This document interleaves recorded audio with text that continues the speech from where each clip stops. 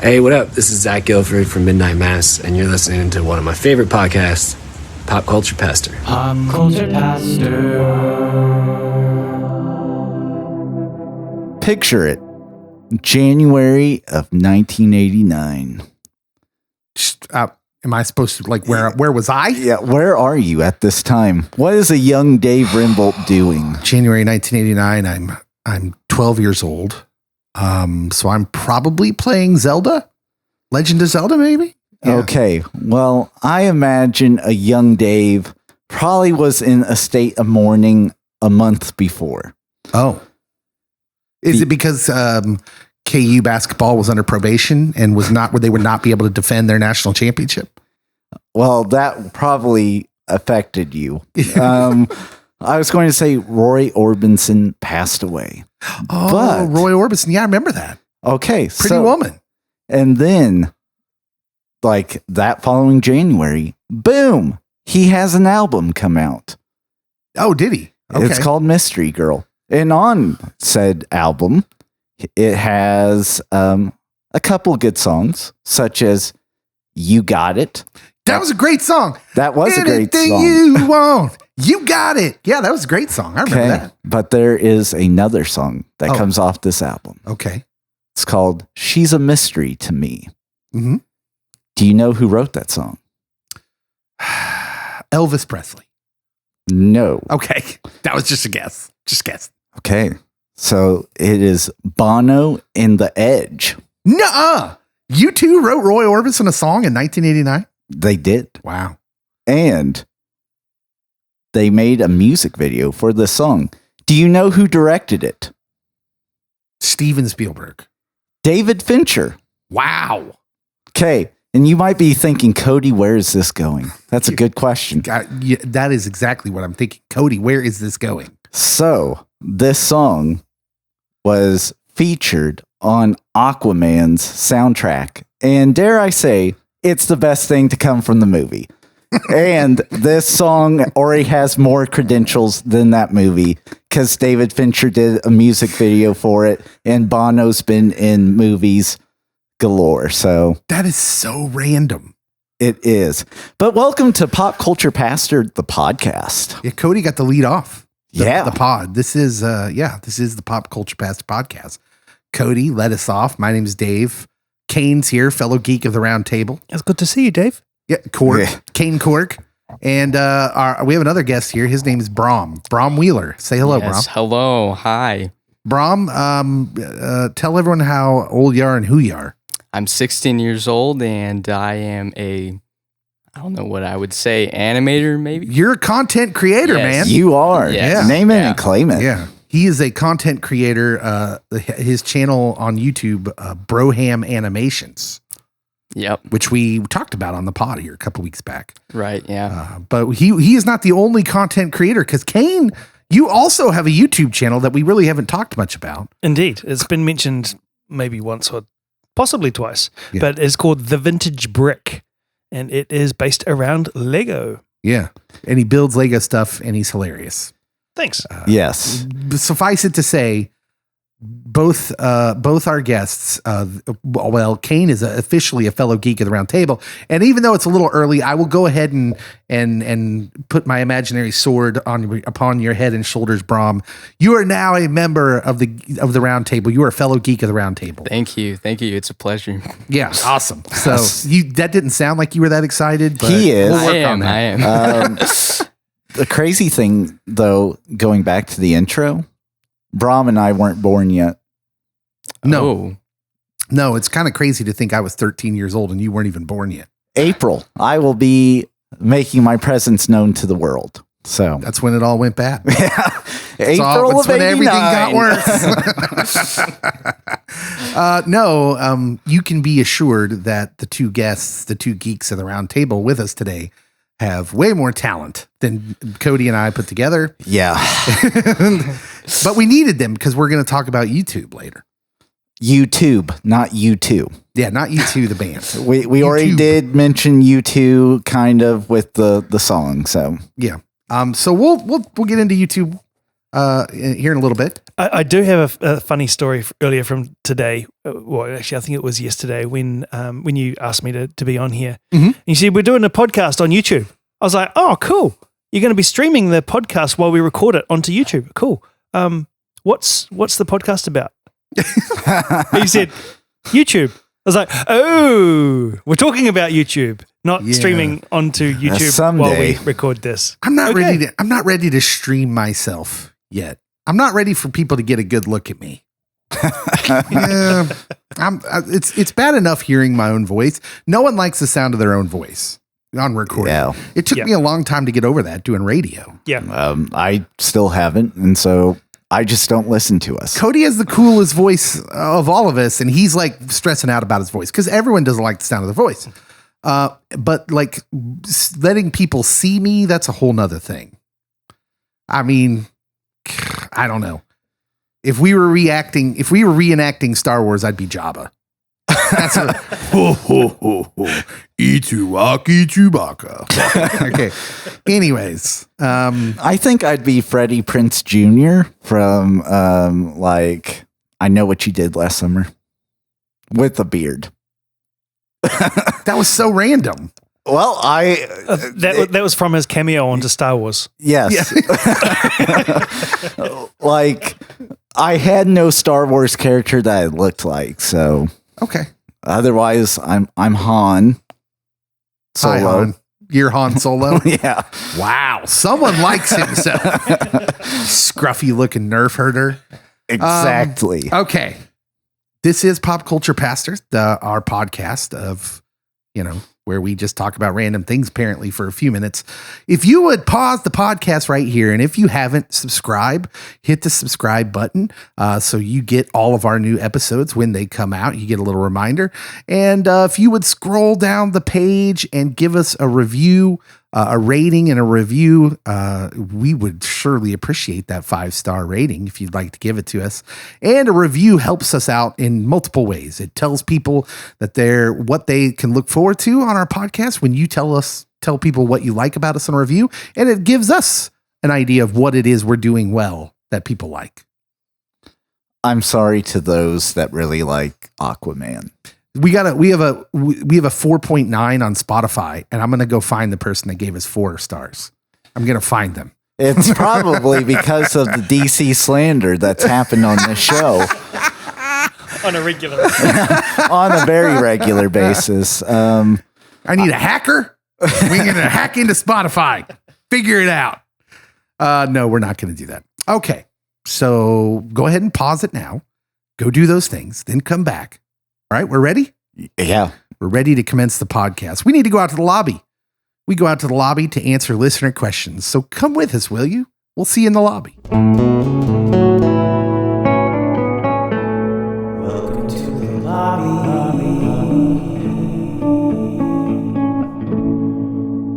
All right, welcome back. We're out in the lobby. We're getting our snacks. Cody, his chocolate-covered nastiness. Me, nachos.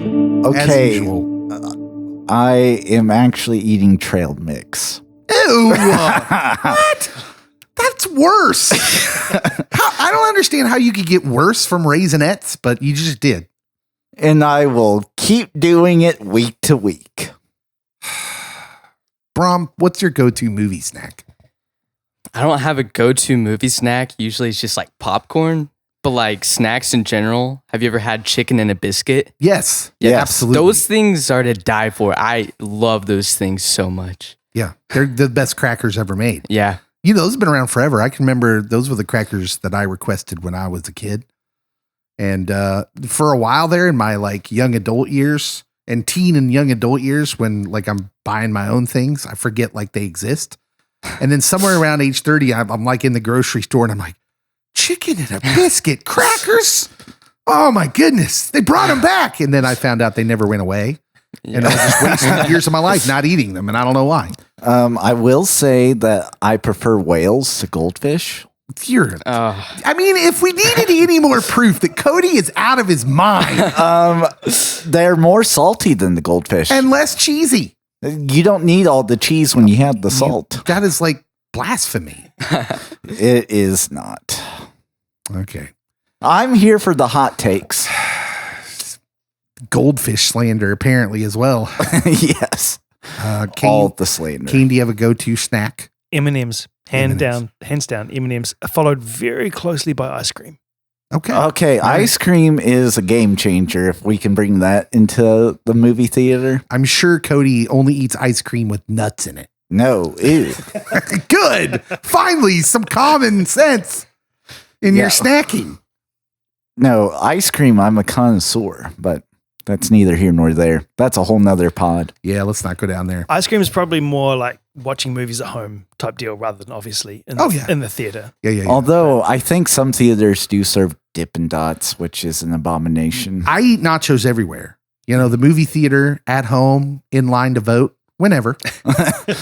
It's you got to have the nachos. They're an everywhere snack. Mm-hmm. I once had chili cheese nachos at the Royals game. It came in like a baseball helmet. You ever had those?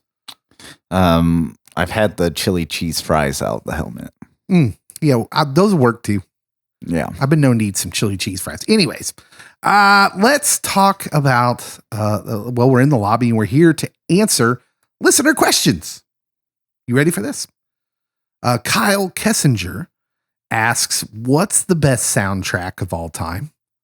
Which we'll probably have to do a pod on this one day, but I don't really understand the rules about how we can do music themed episodes. I was going to say, my issue is, are we talking about original music written for a movie? Or are we talking about a movie that makes its own playlist? Because Guardians of the Galaxy, they use a playlist, but that soundtrack's phenomenal. Okay. I would say the rule has to be that it has to be music made for the movie or like within the year, right? You know, because sometimes those artists would put out their song on their album and then it would appear in a movie like pretty close together. I think that's happened before. But yeah, like Guardians of the Galaxy, all of those songs were good songs long before that movie was a thought. I will also point out, and this is the artistic side in me, Garden State has one of the best playlist soundtracks. Okay, so we'd call that a playlist soundtrack. Yeah. When it has a bunch of, like Pulp Fiction, Mm-hmm. for instance, would be a playlist soundtrack because it's all older songs that have been amazing for a long time. Although Garden States weren't that old, they were just indie music. Yeah. So the Shins, those sorts of people. Okay. What about you, Cain? Do you have any? I guess we haven't really got into it. Yeah, we yet. haven't. We're kind of establishing the boundaries here. So it's got to be. Well, first of all, you could talk about an orchestral score as well. Oh yeah, A la which Raiders of the Lost Ark, Star Wars. My personal favorite in that would be Gladiator. The Russell Crowe movie has an amazing score. okay, yeah. Batman, the Dark Knight trilogy, we're all good. Mm-hmm. The Man of Steel had an amazing orchestral score. Thank you, Zachary Snyder. He didn't do it. Well, for getting the right people. But do we? it. We don't have to give Zack Snyder credit for everything. We do. I'm trying to get us that extra point back on Spotify. Oh man! I would probably say Top Gun. Top Gun, definitely. Okay. Okay, so that was on my list. Okay. For sure. I have a list of them that I'll run through, but I wanted to make sure I didn't, if you had an idea. Top Gun's amazing. Mm-hmm. You got Take My Breath Away by Berlin. Of course, Highway to the Danger Zone by Kenny Loggins. The Loggins. It's got, of course, Hall & Oates' version of the Righteous Brothers song, that You've Lost That Love and Feeling. What else? And you can't forget the original theme song. Yes. I'm still a little in shock that they start the new Top Gun movie in the exact same way. It takes you a good 45 seconds to a minute to figure out you're not watching the old Top Gun movie. Yeah. Because it starts exactly the same. It does. But that's kind of the classic vibe. It's almost like they've taken the entire original movie and gone, dude, this stuff works. Don't change it. Yeah, it's kind of genius. Yeah. It's genius in a way. Okay. Do you want to go to our younger esteemed guests first? Brahm being younger, among the young kids, are soundtracks even a thing anymore? I don't know. I was gonna say I haven't been as young as I am. I haven't watched like all the movies you guys have, like that golden era of movies that came out. You know? Yeah. Well, in the way music works today, I would think soundtracks aren't as big of a deal because so like when we didn't have Spotify, we didn't have all these things where we could just make a playlist. So like these playlist soundtracks we're talking about, like Pulp Fiction, even like Breakfast Club. Do you remember? Oh yeah, you'd have been too young for it, but Guardians of the Galaxy is a perfect example of that. Like those, we would have went out and bought those albums because of the collection of music that were on it, even if they were older songs, not made for the movie. Mm-hmm. So soundtracks were bigger before now, I would assume. Yeah. So if I had to choose, I remember Wonder Woman had a good theme. I remember. I forgot how it goes, but I just remember I liked it. The orchestral score. Yeah. And then, what was the other one? There was. I've heard you play the Avengers theme on the piano. Yeah, and I forgot how to play that. I just forgot. I don't know why. I just stopped playing it. So it's funny to me that the score immediately becomes better the more you liked the movie too. Like for me, I can remember falling asleep listening to Indiana Jones and the Last Crusade soundtrack. Seriously. I'm not ashamed of that at all. Like that was Indiana Jones, John Williams, it's great. I actually went through a bit of a phase where I would just listen to orchestral stuff, like cinematic soundtracks, and like Hans Zimmer, who does the Wonder Woman soundtrack and Gladiator. He's incredible. Like his composition is just nothing short of genius. Mm-hmm. He is just incredible. And Interstellar is another one that he does, which is just you can't think of how the melody goes, but when you hear it, you go, oh, it's Interstellar. Right. Jurassic Park. Yep. John Williams does a good job as well. Yep. Yeah. I'll give John. I liked Crimson Tide a lot because it worked in the Sailor's Hymn into the kind of the score. It's just great stuff. But I think if we're going true to the question, the best soundtracks of all time, it's got to be like Top Gun. It's got to be music that was made for the movie. I got this. Okay, I got this. All right, hit me. Okay, I got two. All right. Into the Wild. Oh, I forgot that. It's not on my list, and it should be. Oh, that's an amazing Eddie soundtrack. Vedder, best songwriting like for a movie ever. I will say it. And I forget that's a special kind too, where you get one artist to do the soundtrack. And boy, did he do it. When you listen to that soundtrack, it just puts you in the movie. It does. So good. I want to go to Alaska and live off the land every time I listen to it. That soundtrack inspired me to buy Eddie Vedder's next album, which he did completely on the ukulele. Wasted $12.99 because I thought, man, he's doing an album on the ukulele. It's going to be just like Into the Wild. It wasn't. It was good. not good. Not a good choice. Okay, so my next one's older. All right, and it should be on your list. And if it's not, I'll disown you. Purple Rain. Purple Rain is my choice for the best soundtrack of all time. So. It's between those two, but it really depends on my mood. Yeah.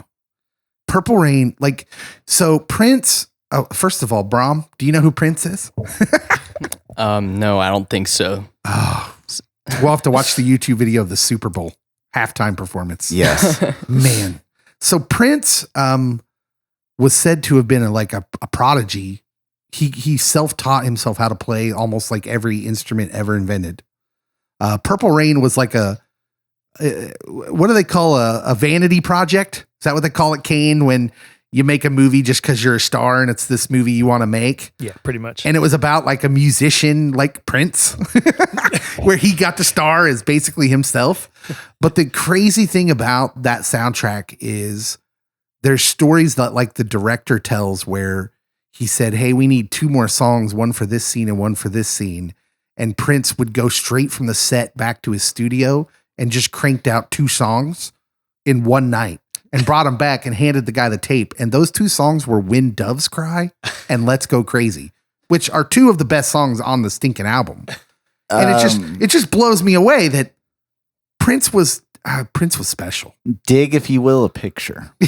You and I engaged in a kiss. I mean, who starts off a song like that? And it is amazing. Well, what about Let's Go Crazy? Dearly beloved, we're gathered here today to get to this thing called life. Yeah. Life, electric word, means forever, and that's a mighty long time. But I'm here to tell you, there's something else. The afterworld. Go purify yourself in the lake of Minnetonka. A world of never-ending happiness. You can always see the sun, day or night. So when you call up that shrink in Beverly Hills, you know, doctor, everything will be all right. Sitting around asking how much time's left. Anyways, I listen to that soundtrack a lot, you guys. Yeah. I really can't tell.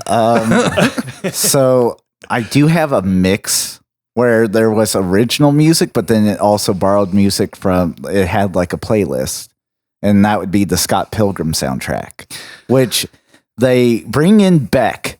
Mm-hmm. Beck like does a couple songs, and then the guy at the end, Nigel Rodgers, is like, oh, they want a full length version of this song where you just repeated the girl's name like 10 times. And like 5 minutes later, he writes like this full length song that has a orchestral piece in it. And Beck's amazing. That movie is brilliant, and the soundtrack is pretty brilliant too.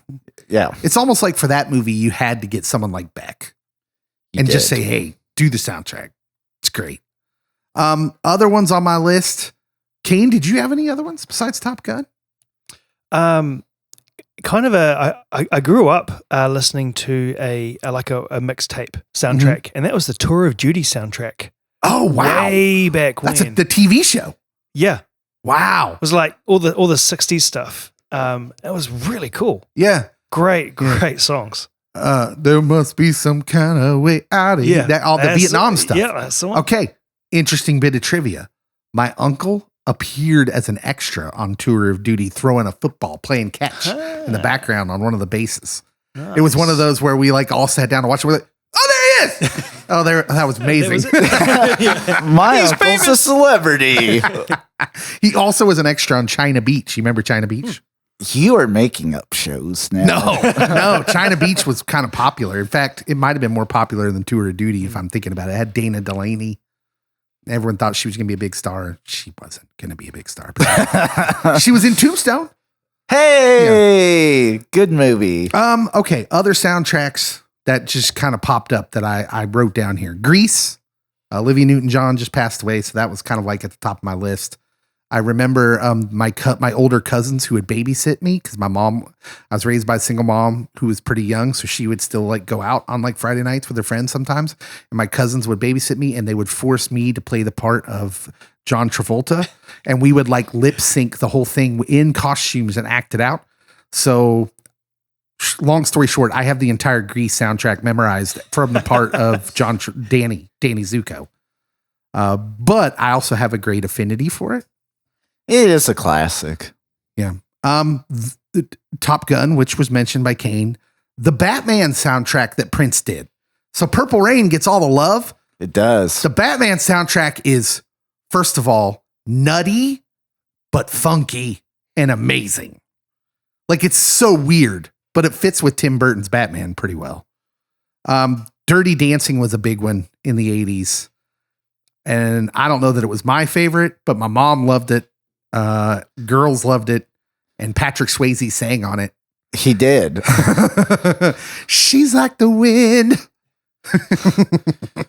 More Swayze. Yeah.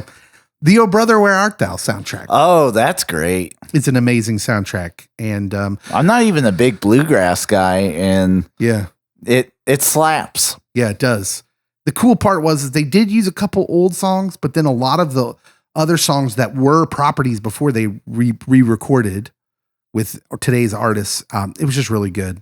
The Lion King, which we talked about last week. We did. On our animated. I think if you're going to put one of the Disney soundtracks up there, it's got to be The Lion King. And if Purple Rain didn't exist, here would have been my top soundtrack choice. People forget about this all the time.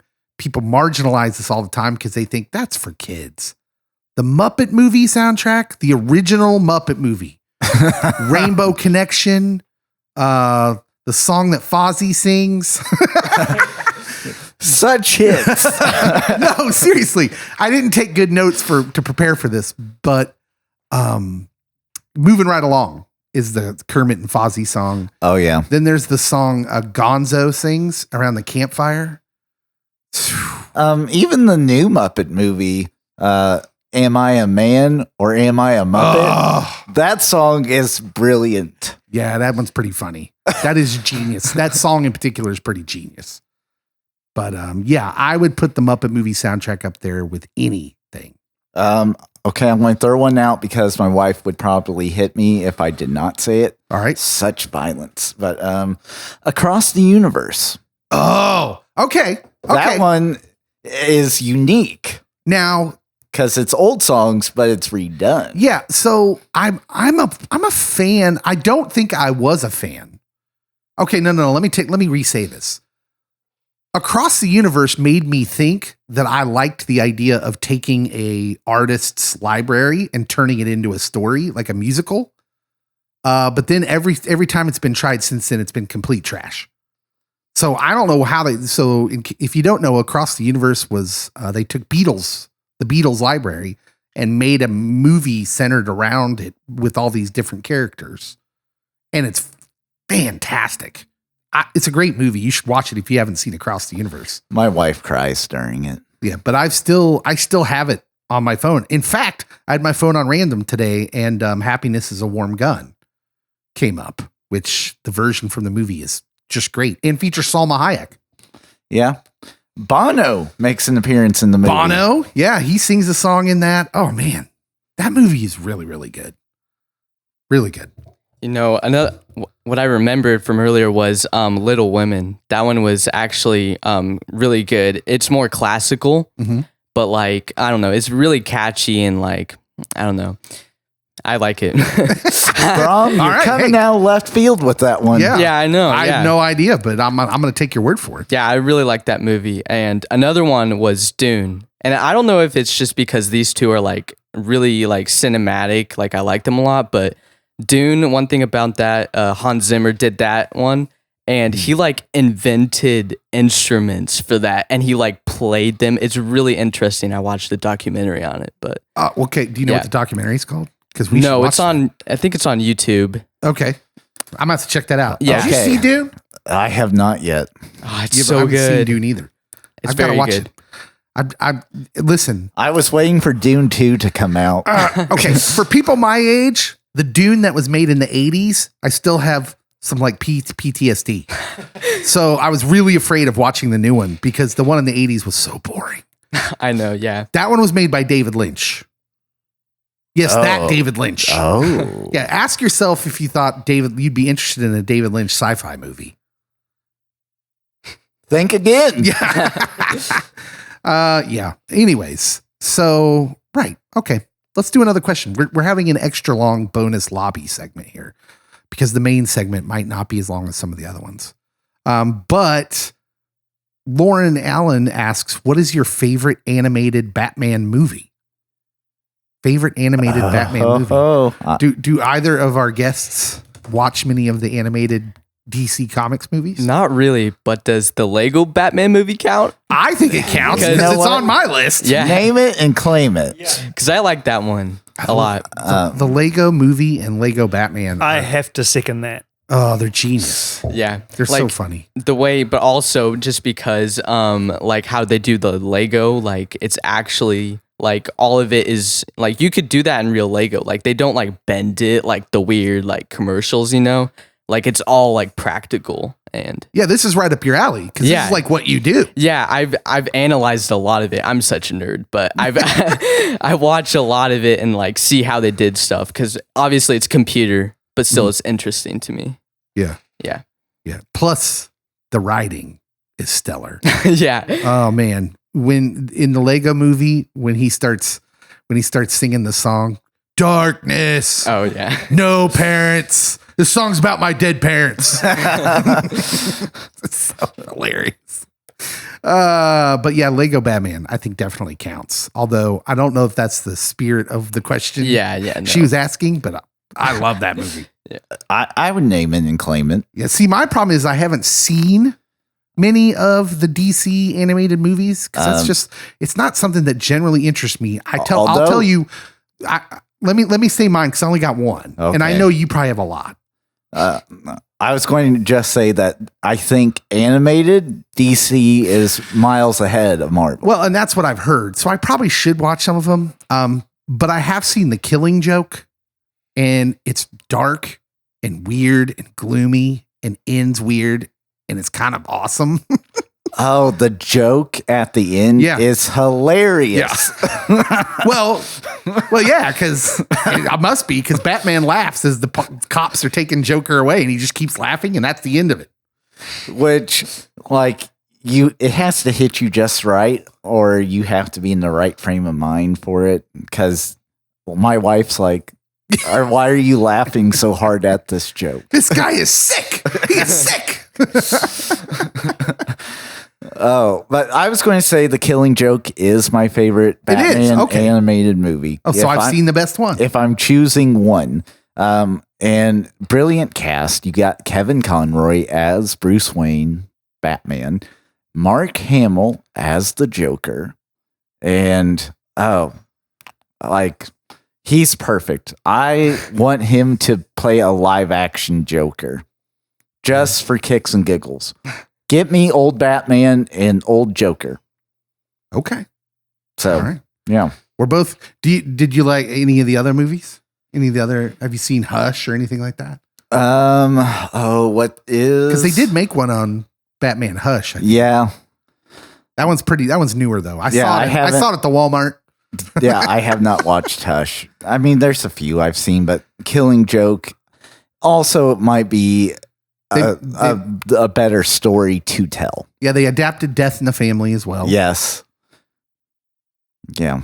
Which Death in the Family takes place like right before The Dark Knight Returns. Okay. In the comic books. And so when Bane is going to break the bat, yeah, it happens right before then because like Batman's kind of on edge and very protective. All right. Well, I hope those were satisfactory answers. It's time for us to go back into the main studio. Yes. It's time to leave the lobby, and we'll be back, and we'll talk about YouTube coming up here on the podcast. You are listening to Pop Culture Pastor.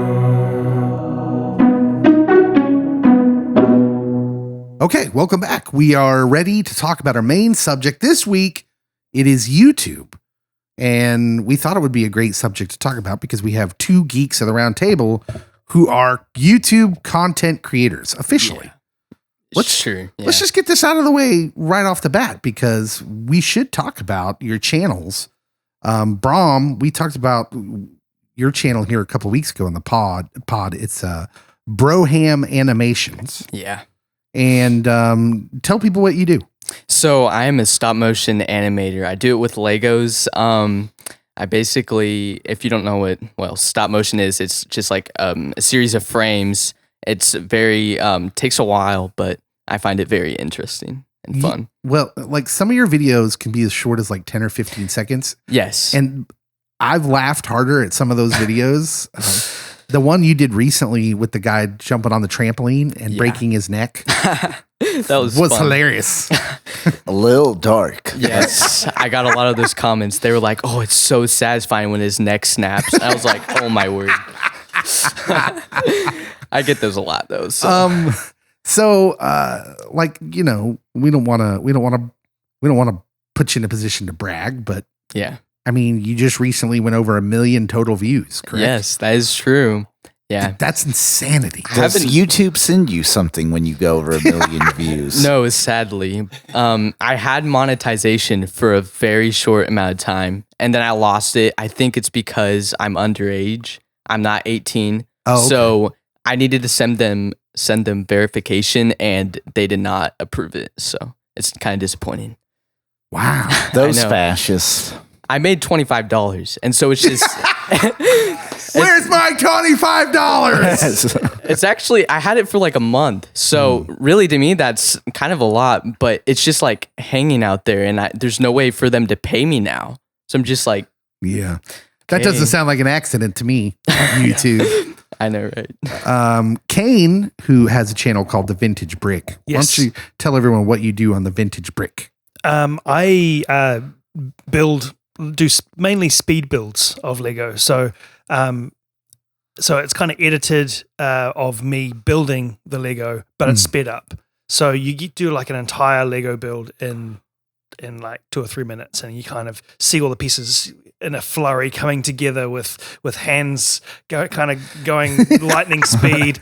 I actually had some kids actually think that I was just doing. That's just how fast I build it. I was just like, yeah, no. No. So I tried to make it quite interesting and engaging because somebody just watching Lego being built, it might appeal to some people, but it gets old pretty quick. And I've seen some other people do that where they literally just do a camera and they just speed up the footage. Mhm. Whereas I speed it up, but I edit it. So I edit out all of the like the dead space. So if my hand is out of the frame, I chop those frames out. Mhm.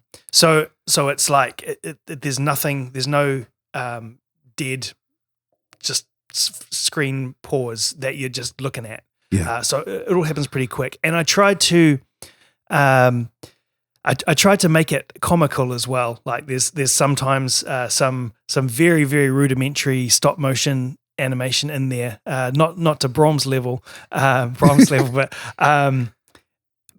yeah, just to try and do something funny, with speech bubbles and that kind of thing, and also not to take myself too seriously. I for the majority of my videos, I actually have 2 characters.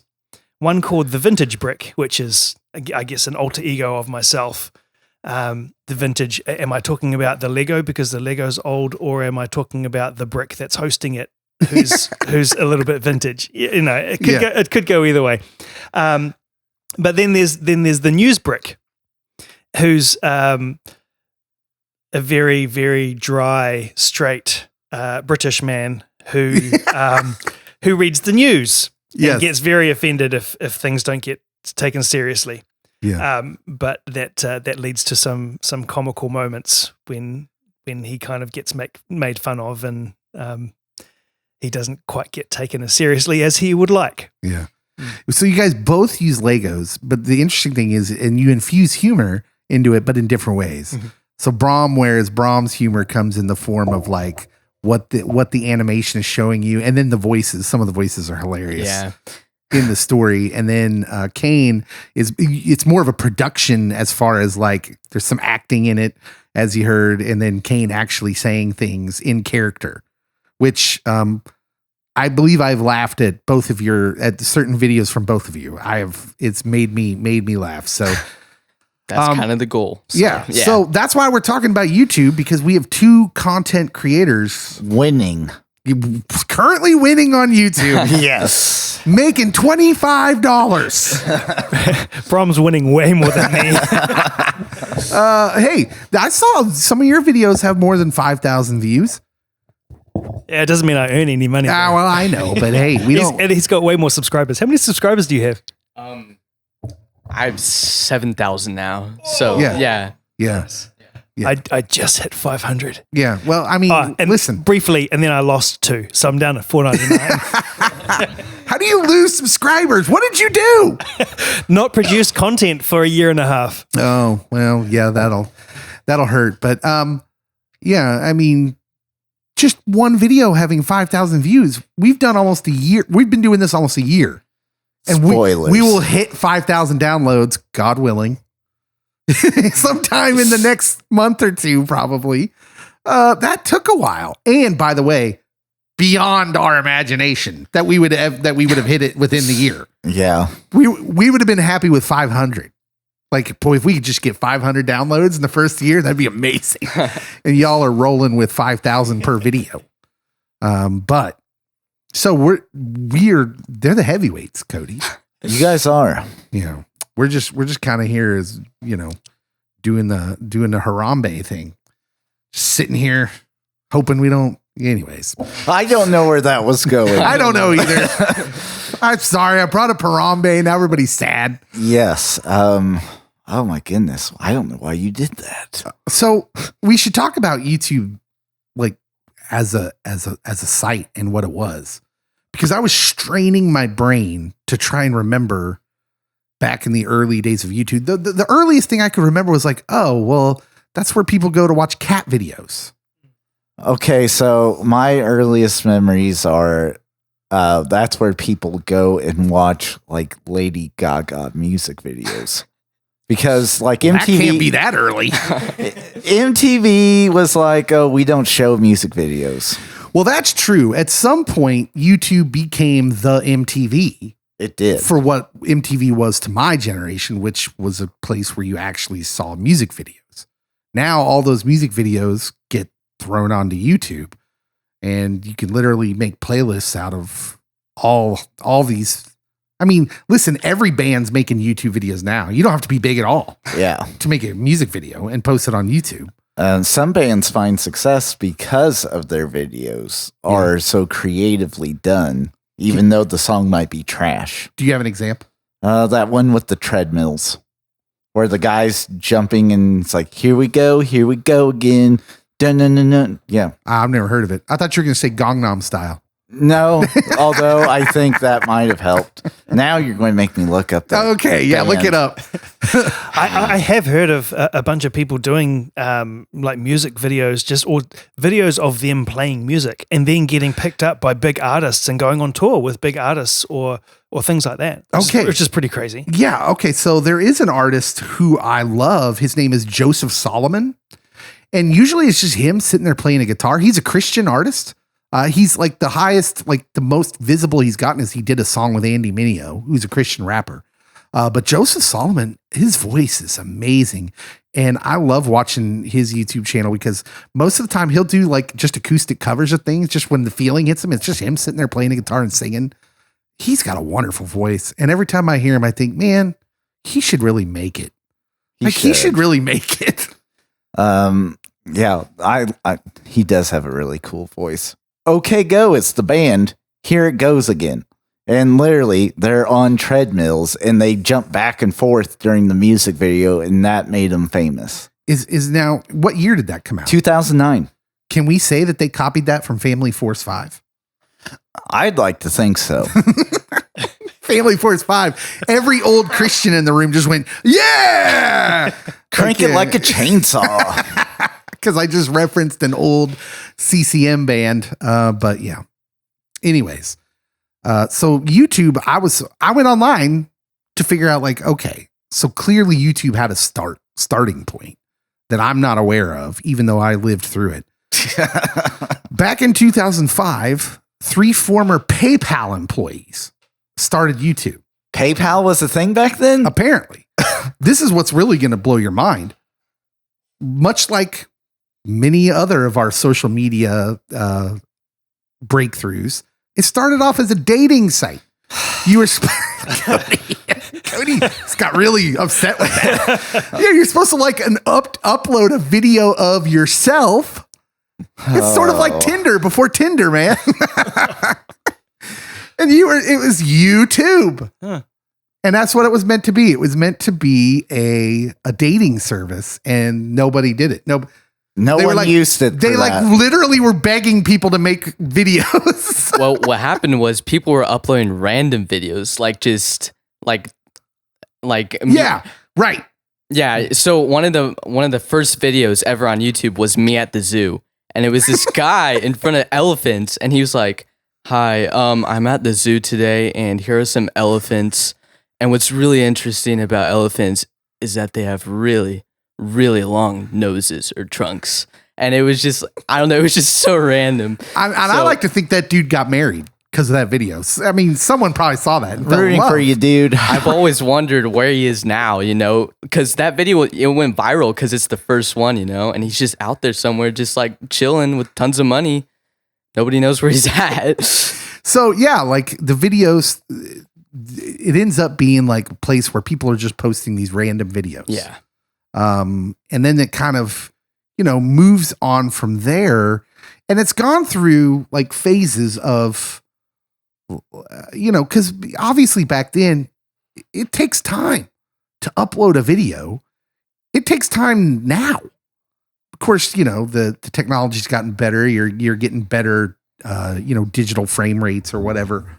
But back then you couldn't really upload video of any length. Not in Southeast Kansas for sure. All the content creators weren't rolling in Southeast Kansas. The dial-up internet was slowing everything down.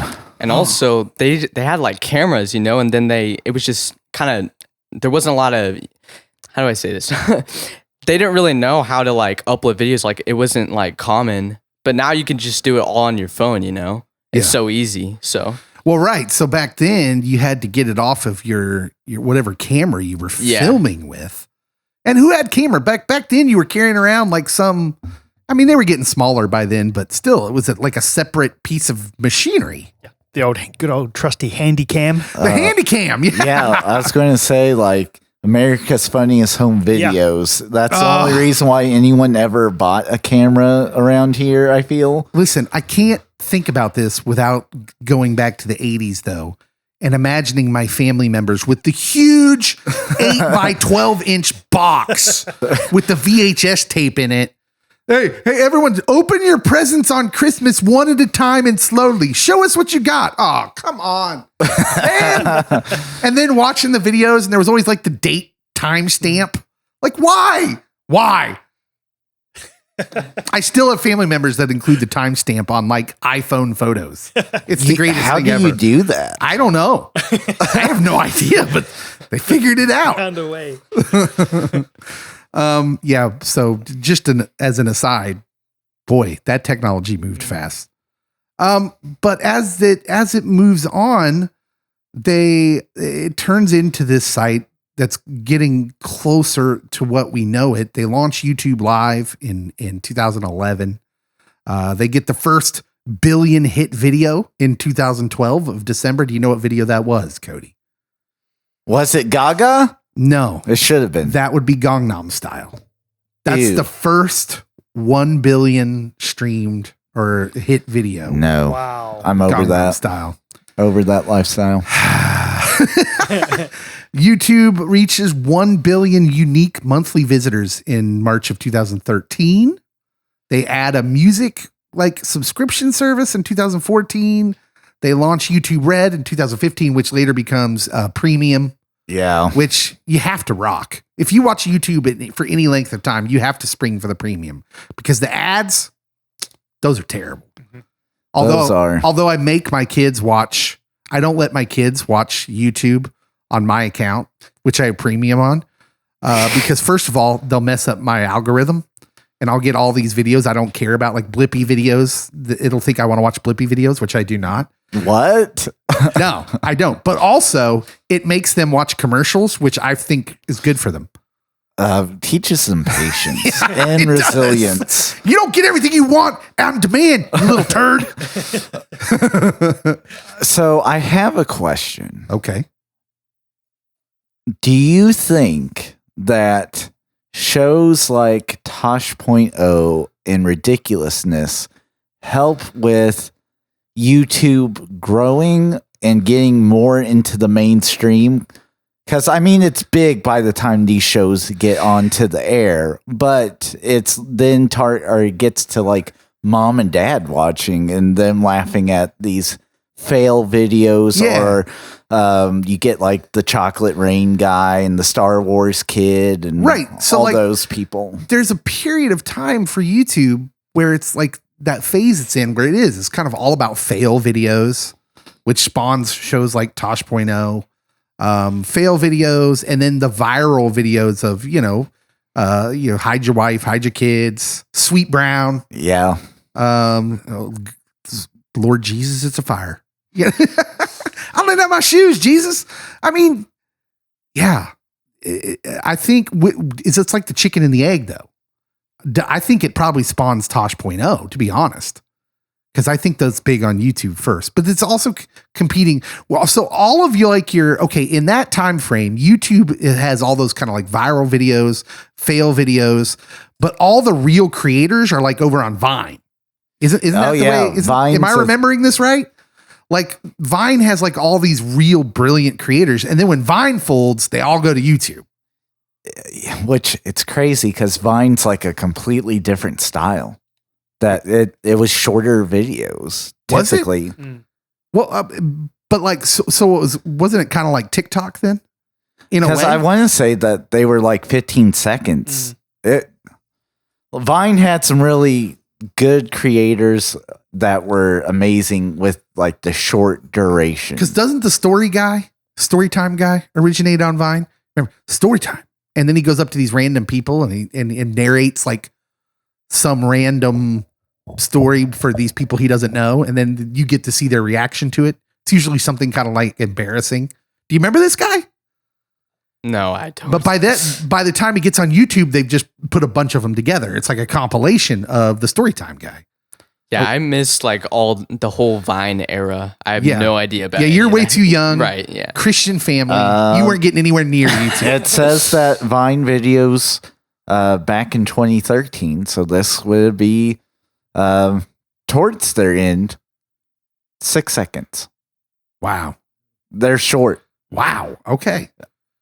Well, maybe I'm misremembering that then. I don't know.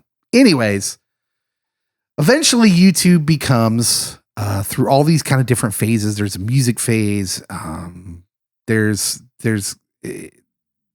like I would say a vlogging phase. Like Dude Perfect kind of starts like this.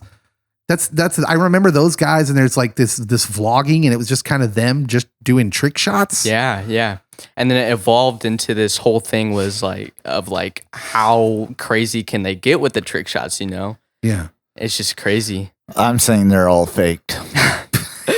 There's actually a funny video where they're in like green screen suits and they're like holding the basketball and like pretending like they just threw it. It's just to make fun of it, but like they don't. It's not fake. But like, Yeah, I'm aiming in and claiming. I'd like to see how many takes it takes them to do some of the trick shots. They bring a lot of the like funny like outro takes. Sometimes they will show that in like if you've seen Overtime, sometimes they put in their bloopers in there, and they sometimes they show how many times they've done a shot. So I feel like for a phase of time, that was sort of the thing. People were vlogging and doing things like trick shots, skateboarding tricks, things like that.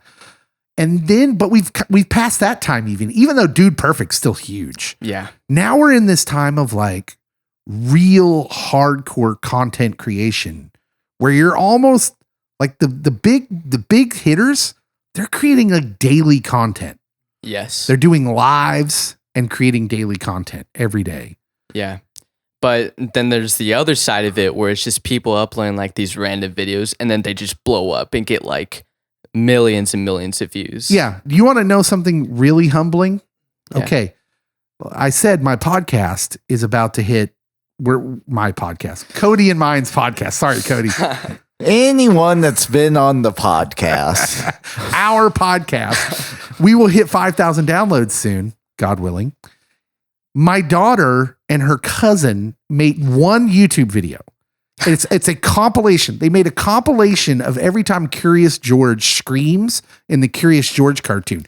I mean, literally is Curious George going, like that's the whole video. And it's got like 30,000 views. Sheesh. Yeah, it's insane. It's crazy. And I'm just like, that's so unfair. But that's what you're talking about. Yeah. Sometimes you just make something, it just hits. No, yeah, that happened with me. There was this trend in the community I'm in, and it was I animated this in blank minutes. And so what everybody found out was everyone was interested in how long the animation took. So then I tried it and I made a video and then it blew up and hit 700,000 views right now. That's wild. And it's probably one of the worst videos I've made, to be honest. So I was really disappointed about that. So That's amazing. How long did it take you to do the video? So it was 85 minutes. So what happened was I made a stream and the stream challenge was make a 5-minute animation, 10-minute animation, and then 1 hour animation, I think. Well, that doesn't add up. But anyways, so I took the footage I made from the stream and then uploaded that. So okay. I was just doing it so everybody could see what I was making during the stream, and then it just blows up. So, well, this is the big thing online. We'll just move right into the section where we talk about your guys' stuff for a while. Yeah. I did not realize this, but there is quite the Lego animation community. Oh yeah. Out there, stop motion animation, because I've been following. You're currently in a competition right now. Yes, I am. It just ended, but yes. Did you win? No. I will find that out.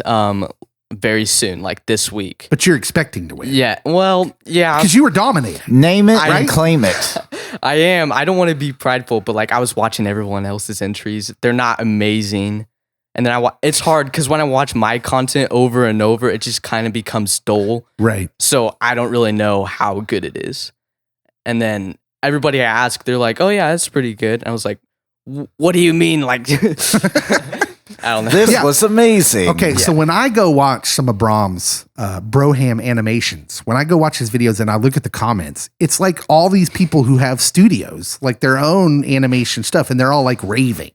Yeah. Except for a couple. There's always this random dude on there be like, you use the whoosh sound too much. Oh yeah. No, I've gotten tons of those comments. And I always say I'm just addicted to it. I can't help it because when there's like an empty spot of sound, I just put in a whoosh effect. Yeah. And then everybody's disappointed. So as you get older, you'll understand how to troll better. You need to make a video where it's just the whoosh sound. That would be over and over and over again, just to blow that guy's head up. Superman Lego flying, and it's just nonstop whoosh. Cain, do you ever get interesting comments on yours? Like, what's the most? Like, do you ever get negative comments? Like, dude, you're not funny. Actually, there was one comment. There was a couple of comments which I kind of thought, fair enough. I take the comments on board and kind of think, well, is that valid?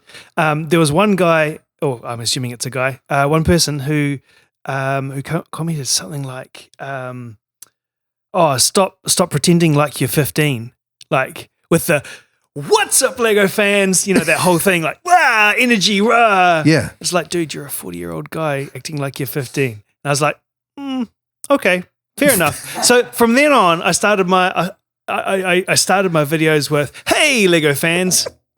So I just toned it down just a little bit. You should have started, like, seriously, you guys both needed to learn how to troll better. Yes. Yeah. You should have started the next video like Masterpiece Theater. Yeah. You in front of a fire with like a quilt over your leg.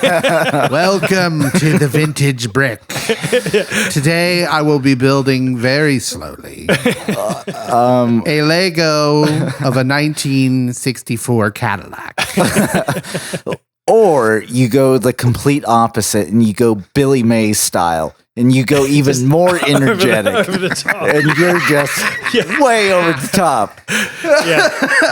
Have you seen somebody build something out of Legos? Well, you will now. And at the low cost of your time.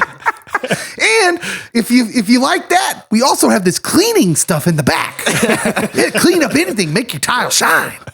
If you pay shipping and handling, you'll get to see this brick. But generally, the comments that I've gotten are usually very, very positive. There's the negative comments are few and far between. Yeah. Well, so I've noticed. So here's the thing. So there's some channels I follow that do some live things too. Mm-hmm. And I've noticed the more followers you have, the more likely you are to have some negative people. Right. To which I always wonder, I'm just like, why are these people watching these videos if they don't like this guy? Because haters gonna hate. Well, that's true. I'm reminded, okay, you're going to laugh, but I actually read the book Howard Stern wrote that they based the movie Private Parts on. You remember that Howard Stern movie?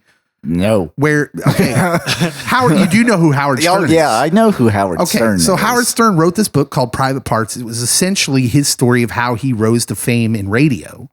And basically, the reason he rises to fame is because half the people are listening because they like him, but half the people are listening because they don't like him.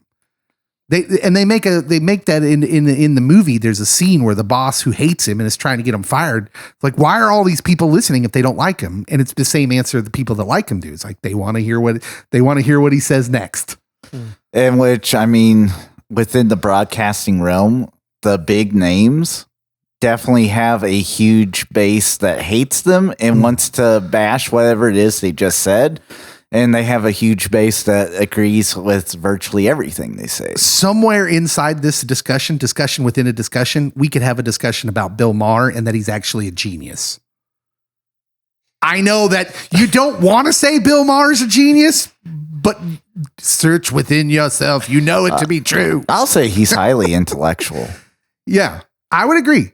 I think he's super thoughtful, but like to watch Bill Maher, who was like a liberal honk for years, like just total liberal when there were probably more, when conservative forces were controlling America more. Now, as it shifts a little bit and the liberal forces are more of getting in control in America, Maher slides to the right. And it really annoys the liberals. And I'm just like, I'm over here just nodding my head like, yeah, he's a smart dude. He knows what he's doing. He knows what he's doing.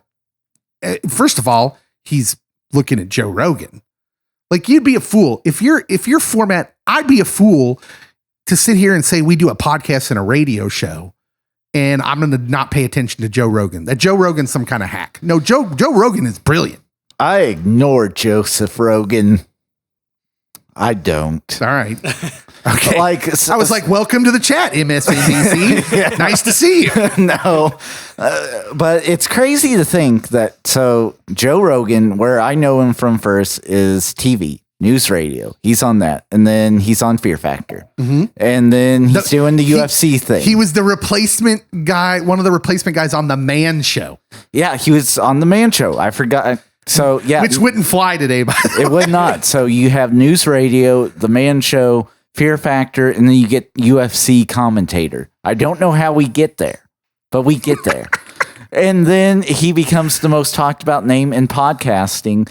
And you used to be able to watch his videos on YouTube. Which I was going to say, that was one of my favorite channels on YouTube, was the Joe Rogan channel. But now that you can't watch full episodes on there anymore because he made the deal with Spotify. All about that money. Hey, you know what? Get paid. Listen, people can not like Joe Rogan or like him, whatever. You can't argue that he earned it. And like the thing I love most about Joe Rogan is that he doesn't care what you think. Even in the middle of the pandemic when he was just getting bombed on, because he had the audacity to put different people with different viewpoints on his show and ask him questions. He had a lot of interesting people on during that time. Yeah. People that got labeled kooks that now we're revisiting and going, well, maybe they weren't kooks. Like, okay, y'all going to apologize to Joe Rogan now or no? Yeah. No. The answer from Twitter is no. And that I'm a jerk for asking it. Yeah. How dare you bring up Joe's name? I'm canceled, in fact, on Twitter, as it turns out. But yeah, so do you, like, Brahm, do you have any designs on, man, I wish I could be Joe Rogan? Do you want to be like that guy? Like, I get 30 million streams a month. I forgot who Joe Rogan is. I'm not big on names. Yeah, like, I don't. And he wouldn't be that interesting to you at your age. He's Probably a talking head. Yeah. Okay. He basically, it's just podcasting where he has someone interesting that he just interviews, and it's usually something topical. It's usually, well, it can be. Sometimes he's interviewing a UFC guy, and they talk about UFC fighting. But he's really, what he does really well is he has conversations with these guys. He's well read. He brushes up on the topic that he's going to be speaking with someone on so that he can ask questions. And generally speaking, I mean, he's had guys like Jordan Peterson and all these interesting people on his show that are also kind of brilliant, highly intelligent people. And I will say that when he's having a conversation with them, he tends to make them more human. Because some of these people you hold up into like a higher standing or a higher light. And after that, you're like, I could carry on a conversation with Elon Musk. Yeah. Yeah. He's had Elon Musk on. I probably couldn't. So, I mean, nobody gets the gets he gets, if I could say gets anymore in one sentence. But honestly, nobody's booking people like he does. He gets the biggest names. He, both sides of the aisle, if they're willing to come on, he'll have them. He just had Aaron Rodgers on. Yeah. The quarterback for the Green Bay Packers, who a lot of people on Twitter don't like as well because of some of his actions during He had the pandemic. Sanjay Gupta from CNN. Yeah. But you're right. It's because it's a safe space for them almost. They know they're not going to get attacked. Like look, if you go on MSNBC or Fox News, if you're the wrong persuasion, you're getting attacked. Gotcha journalism. Mm-hmm. They know they can go and have a real conversation with Joe Rogan. Anyways, my question is, is there an addictiveness to you to where like, man, I want to get more subscribers. I want to get more views. Like, does that enter into your thing, or is it all just purely, this is just for the love of doing it? I'd say I'm somewhere in between because like it's something that I really love to do. And if I got money for that, then I would like enjoy it a lot. But like if it doesn't go anywhere, then I won't be that disappointed because it's probably just like building to my future, whatever I'm going to do, Because this is not just a hobby. This is like a love. This is something you want to do professionally. Oh yeah, definitely. Yeah. Okay.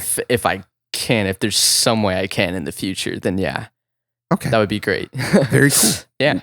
Cain, like, is it now? Okay. First of all, background on Cain, who's closer to my age.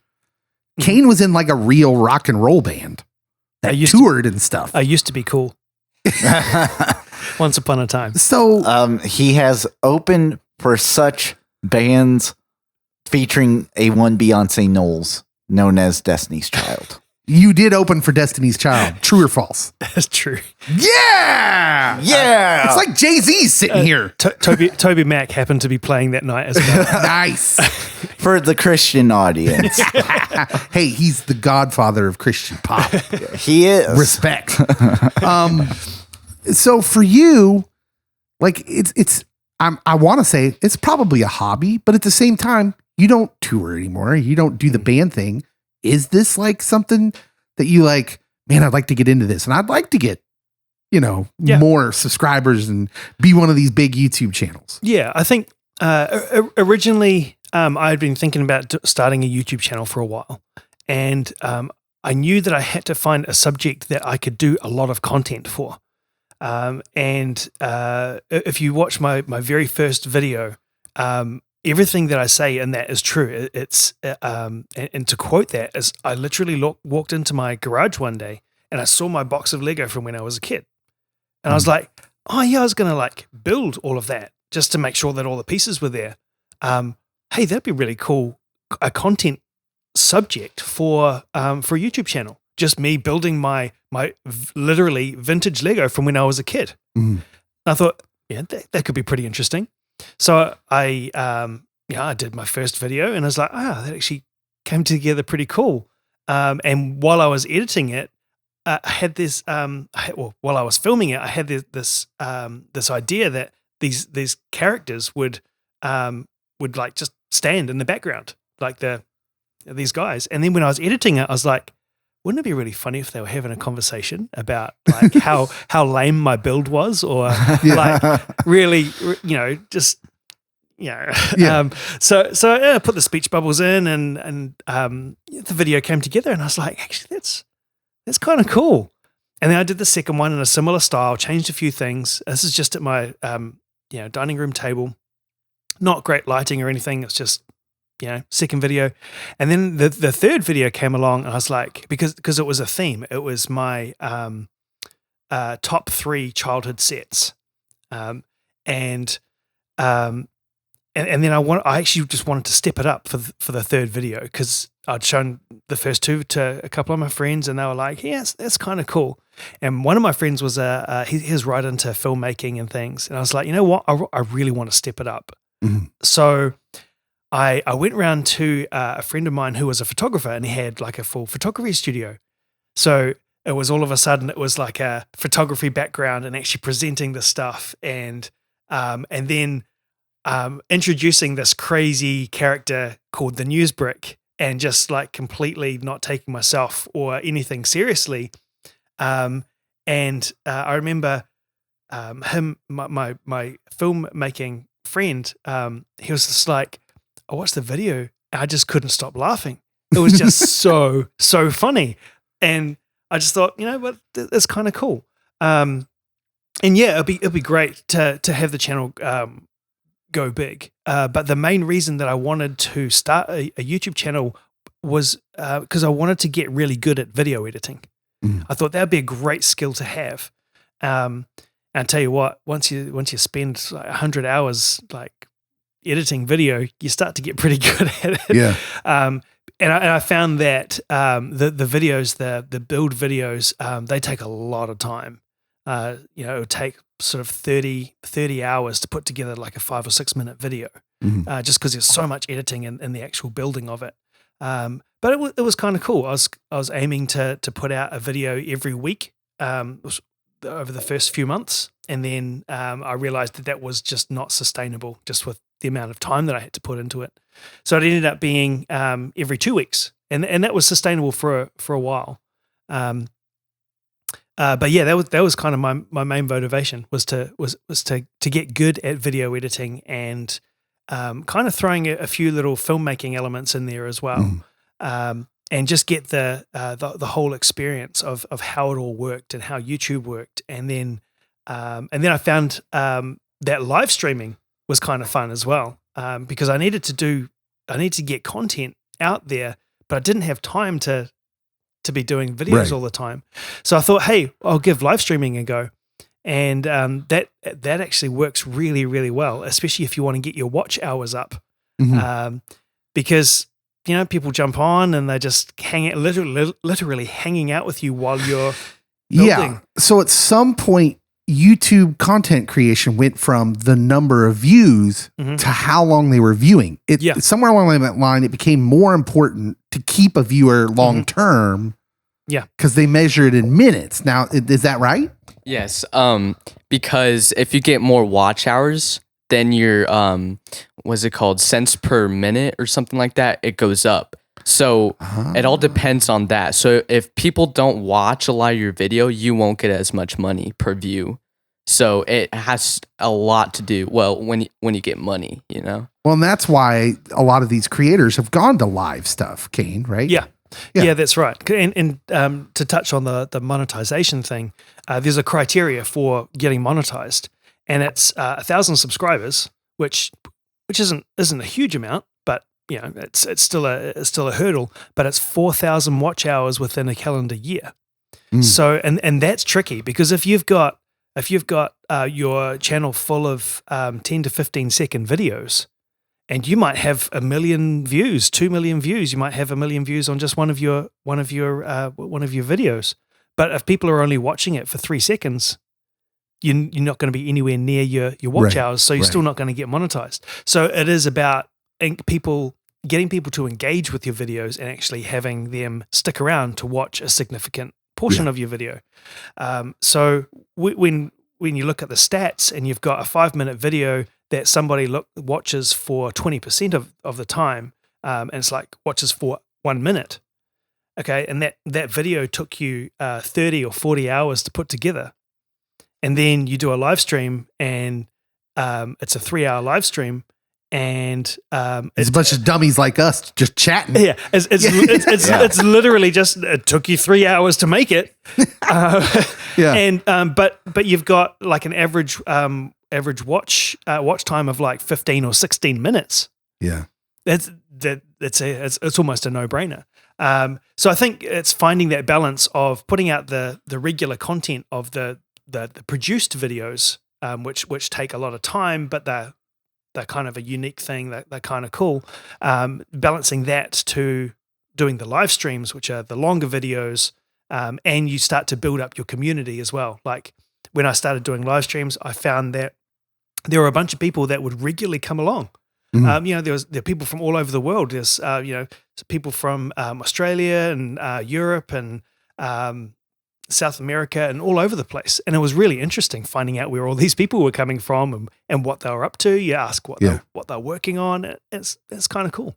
Yeah, live's a different animal. Like just this morning, randomly, so we can measure who listens to the radio station. So for those that don't know, I also am the program director of a small Christian radio station. That's my day job. KFEX 93.1 FM. That's the one, Fire Escape Radio. It's part of a youth ministry here. We're a Christian radio station, also the home of the Pop Culture Pastor radio show. Yes. On from 8 a.m. to noon every weekday morning, in case you're interested. www.kfex931.com. But anyways, we can see who listens from where. And randomly this morning, we had like 14 listeners from Sweden and Belarus. Just that random. Was the target audience. Those Belarusians. I don't know. I hope I didn't offend them, but yes. We did have 14 listeners from Belarus. Yeah, when you're doing live stuff, like there's just that chance that people are just going to hop on from anywhere and you get a new fan. Yeah, absolutely. Especially when you're working on something really cool like a giant Millennium Falcon. That is really cool. Now, I think the question... Very pop culture-y. Yeah. Indeed. I think the question we're all wanting to know, Brahm, is you work a lot with Marvel Lego figures. Yeah. Do you, by any chance, have a Korg? Yes, I have two, actually. I think I smell a collab. That about would be to happen. awesome. Because I think Cain needs to make an appearance as Korg Cross promotion. in one of Broham animation videos. I don't really know what you're talking about, Dave. Look, okay, another hypothetical question. If we found and created or got Legos that look kind of like me and Cody, Yeah. could we like hire you? I was going to say, there is a rumor that we might be approaching 50 episodes. We're approaching 50 episodes and 5,000 downloads. We gotta do something special. And if we could find Legos that look like us. Yeah, that would actually be really interesting. Sometimes I try to make people like I think about like you were talking the other day about like a collab. So I was thinking like what would I do? Like would I make you guys like into Lego minifigures? I could do it. Like I have a lot of Legos. It would take a while. It's happening. We could give you the production pieces you need, if you wanted like the theme. We could talk to our guy, the pop culture pastor. Oh, that? Yeah. Just saying, we'll throw it out there. If it sticks, that's great. Yeah. Here's another question, because we're sitting here with Cain, a geek of the round table who has video editing skills. Like, do people want a pop culture pastor YouTube channel? Do they want to see us, Cody? I hope. That is the question. You'll have to quit your job, Cody, so we can do content, live content all day, every day. How about in the evening? Not all day. Okay, I got you. Not all day. Little ambitious. That was a little bold. Okay, just real quickly before we leave, what are some of the channels that are your favorite channels to watch now on YouTube? Do you guys have favorite channels?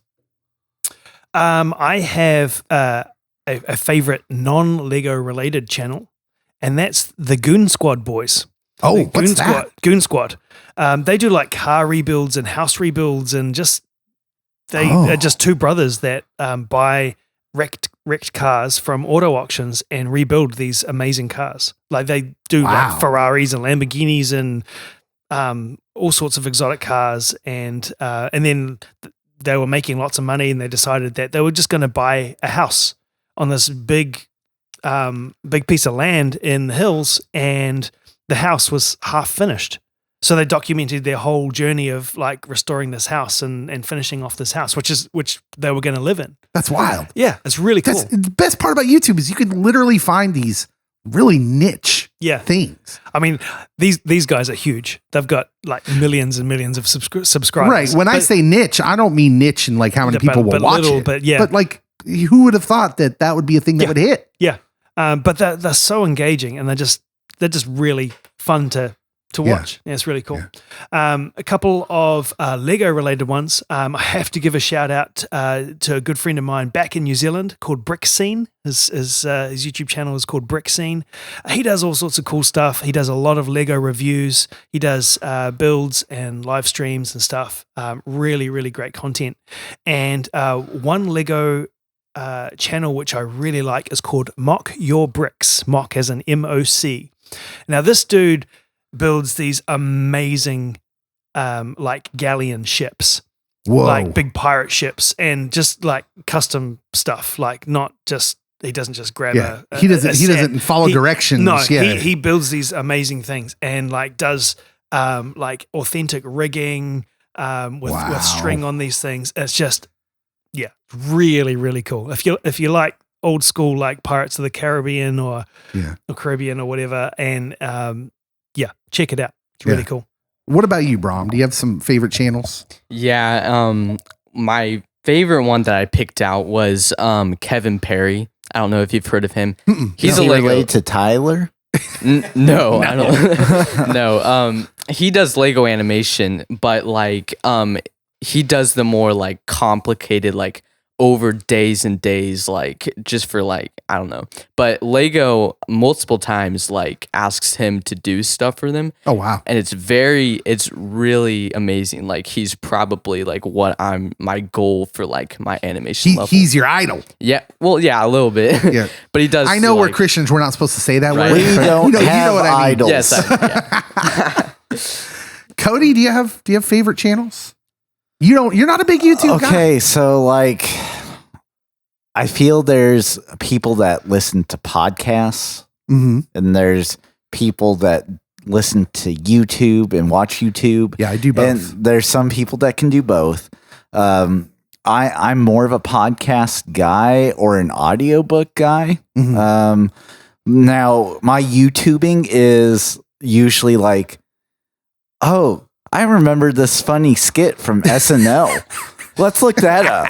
I'm going to search in the box Matt Foley skits from Saturday Night Live, like circa early 90s. It's like retro memories is what I look up. Like, let's watch the 96 finals between the Bulls and the Seattle Supersonics. So that's what YouTube, you just never progressed out of that era. No. Because that's what YouTube used to be.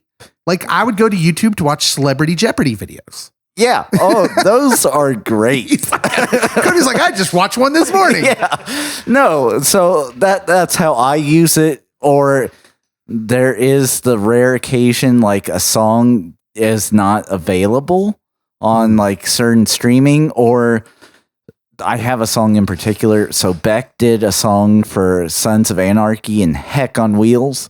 That's not the name of that show, but and it's called Iron Horse, but you can't listen to it anywhere. It was never released. Like it was only in this like 2 shows, and then there's a YouTube video that has the full length version. That's the only place you can listen to it. Wow. So like if there's something that's exclusive, I think my issue with subscribing to YouTube is FOMO. Fear of missing out, because like if I subscribe and then there's like all this content and I'm working like 1,000 jobs and helping with the podcast. You just got to do what I do, which is sit at my computer watching YouTube videos, pretending like I'm working. Oh, sorry.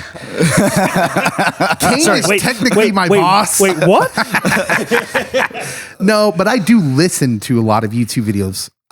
I enjoy YouTube videos, like you said, that you don't have to watch them. You can listen to them just like their podcasts. Yeah. I have a job. I have to listen to people. That's my true. issue. That's true. I work all by myself in a cave. So, Yeah. And then Cain comes in and goes, "Oi, Dave, get back to work. Cracks the whip. Cain comes in and I'm like, hi, Cain, how you doing? Please don't go. Don't leave me. I'm like holding on to him. Like, please, I'm so lonely. So back in the day, like the first things I really liked watching on YouTube were extensions of podcasts. So Joe Rogan, when he started doing video stuff, there was a channel, a guy named Dan Carlin. He had a podcast called Hardcore History. Oh yeah. Oh man, if you've never listened to Hardcore History, go find it. Treat yourself. If you like history at all, even if you don't like history, you should listen to this guy because you'll like it after you start listening to this guy. I listened to Malcolm Gladwell's Revisionist History on YouTube. Malcolm Gladwell, that's an amazing podcast. Nowadays, when you've got more of like the content creation kind of rhythm going on, I like Ruslan. Have you guys heard of Ruslan? Oh yeah. He used to be a Christian rapper. I think he still puts stuff out, but now he's more of like a Christian pop culture kind of commentator. Yeah. Yeah. And that's kind of his thing. And he's a smart dude, really bright, really thoughtful. Oh yeah. He's a lot like the Christian Joe Rogan. So like he'll cover a wide variety of things, from things that are very specific to Christianity, like theological points of views, but then he'll go into like things that are mainstream pop culture related as well. And very, very intellectual. He's a lot like Joe Rogan for me, wherein I don't always agree with him. Yeah. I agree with him sometimes. I disagree with him sometimes. But I find that I like to listen to people who I feel like, even if I don't agree with them, I know they're thoughtful. They actually think about things. They're not just spouting the company line that is so often heard in our, atmosphere today. Yeah, like with those types of people, you can't always guess what their thought is going to be on the subject matter, where like your news stations, this one's going to be very liberal, this one's going to be very conservative, and these guys are just throw it out there. I'm watching a lot of Talkville right now, which is it's a Smallville rewatch podcast or a video cast as well on YouTube, done by the two stars of Smallville, the two main leads, which were Michael Rosenbaum, who played Lex Luthor, and Tom Welling, who played Clark Kent. So have they addressed the actress that got arrested from Smallville? Oh yeah. They do that in the first episode. You can't not address her. She was in a sex cult. Yeah. Okay. So, that was my question. That's sort of weird. You don't not talk about the coworker that got arrested for that. Do you address the elephant in the room? And so, yeah. Yeah. You address the deviant in the room for sure. So yeah, Talkville is fun because like if you enjoyed Smallville, like I did, it's fun to get the behind the scenes kind of knowledge. I will also watch a YouTube channel called Pop Savage, which is a guy who collects Funko Pops. And he just like kind of talks about, he has this huge collection, but he talks about like the financial side of it. So he does a video every Saturday where he talks about which Funko Pops he thinks like you should make plays for now because they'll go up soon. So I enjoy that channel. I enjoy Spoken Gospel. If you haven't heard that's a good one. Of that channel, these two guys that do Spoken Gospel are wonderful if you're a Christian and you like kind of deep dives into the Bible, and especially what they're so good at is any part of the Bible they can tell you where Jesus is at in it. Yeah, Old Testament stuff.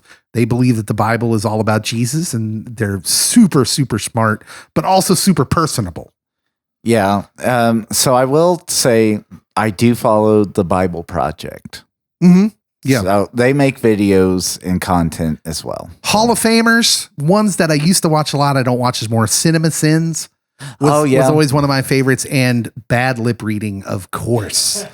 Oh, their Star Wars songs are phenomenal. My children know every word to the Yoda Bad Lip Reading Seagulls song. Yeah. My Stick. My Stick is great too. Is amazing. Yeah. What about the How It Should Have Ended? Have you seen those? Those are good too. Yeah, those. So I've seen those, and there's one I've also recently come across. But but this guy does more on TikTok. But I know he puts it on YouTube too as well. The writer's room, where it's like all him, but he's playing different parts and being tongue in cheek about this bad movie that got made and what they were thinking, right? And I can't remember his name, otherwise I'd give him a shout out, but I can't. Anyways, There goes a potential listener. we've talked probably long enough about YouTube. Cain Coulton, your channel is The Vintage Brick. The Vintage Brick. Invite people to go check that out, especially if you're like super into Legos, like lots of build videos. Plus, you're just hilarious. I would say start at the beginning and work your way through, because it's actually kind of like a TV series. They each video builds on itself. Okay, so we have to start at the very beginning. Yeah. Obviously, don't worry too much about the live streams. I don't expect you to sit I through am not 30 hours of a Millennium sitting Falcon build. Through all the Millennium Falcon build. But Hey, I've got 8 hours to burn in that office every day. there definitely is a progression. Yeah. And you see the production level increase and you see the style kind of develop. But it really is a journey. Yeah. The Vintage Brick. So go subscribe to that. Brahm Wheeler.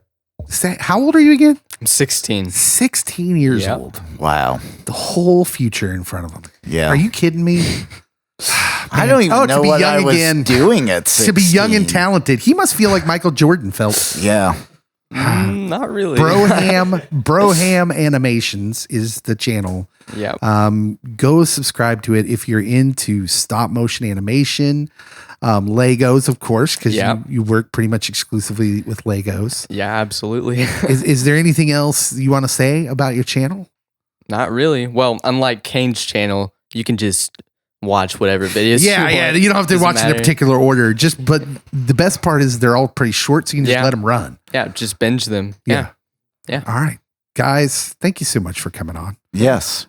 This has been a fun and kind of a different episode.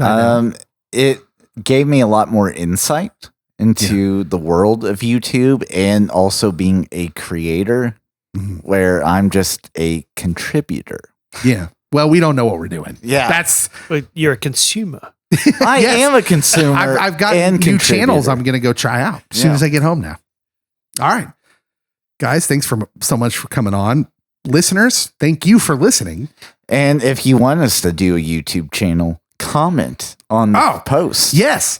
Comment. Would you a Pop Culture Pastor YouTube channel? You would see how much I talk with my hands. It is amazing. You would see like that me talking about nachos, not just a thing I talk about. I eat them. And then also share with us the channels you like, the podcast, or excuse me, the YouTube channels you like to follow. Comment on the social media posts for this episode. Do not comment about other podcasts. Yeah. No, you can do that too. We love you guys. Thanks for listening. We'll see you next week.